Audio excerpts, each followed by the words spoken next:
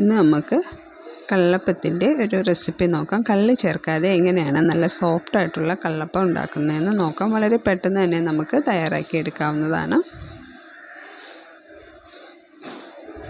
അതിനുവേണ്ടി ആദ്യം ഒരു ബൗൾ എടുത്തിട്ടുണ്ട്. അതിലേക്ക് 2 കപ്പ് പച്ചരി ചേർത്ത് കൊടുക്കാം.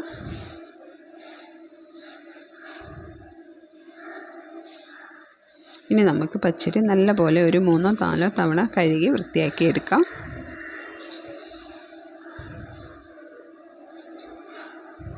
ഇനി അതിലേക്ക് ഒരു 1/4 കപ്പ് തേങ്ങ, ഒരു 1/2 കപ്പ് ചോറ്, അവലാണേലും കുഴപ്പമില്ല,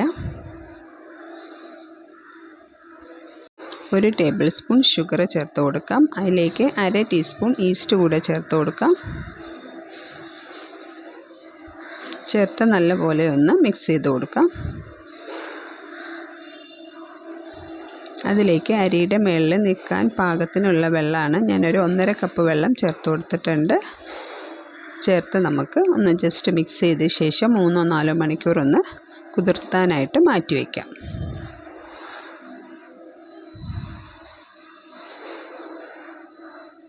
ഇപ്പോൾ നമ്മുടെ അരിയെല്ലാം നല്ലപോലെ കുതിർന്ന് വന്നിട്ടുണ്ട്. ഇനി അത് നമുക്ക് മിക്സിയുടെ ജാറിലേക്ക് ഇട്ട് നല്ലപോലെ ഒന്ന് അരച്ചെടുക്കണം.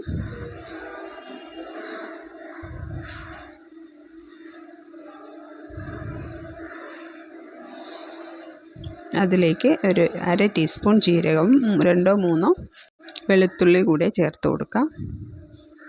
ചേർത്ത് കൊടുത്ത് നമുക്ക് നല്ലപോലെ ഒന്ന് അരച്ചെടുക്കാം. ഇപ്പം നമ്മുടെ മാവ് റെഡി ആയിട്ടുണ്ട്. ഇനി അതിലേക്ക് ആവശ്യത്തിനുള്ള ഉപ്പ് കൂടെ ചേർത്ത് കൊടുക്കാം. ചേർത്ത് നല്ലപോലെ ഒന്ന് ഇളക്കി ഒരു 1 മണിക്കൂർ ഒന്ന് റെസ്റ്റ് ചെയ്യാനായിട്ട് മാറ്റി വയ്ക്കാം.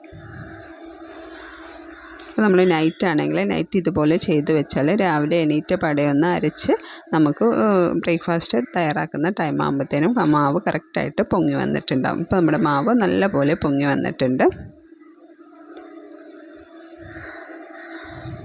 നല്ലപോലെ പൊങ്ങി വന്നിട്ടുണ്ട്. ഇനി നമുക്ക് ഒരു പാൻ അടുപ്പത്ത് വെച്ച്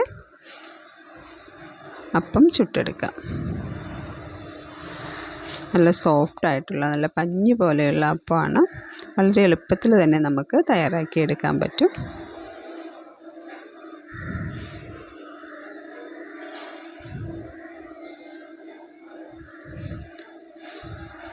ഇതുപോലെ നമുക്ക് ബാക്കിയുള്ള അപ്പം കൂടെ ചുട്ടെടുക്കാം. എണ്ണ വേണമെന്നുണ്ടെങ്കിൽ കുറച്ച് തേച്ച് കൊടുക്കാവുന്നതാണ്.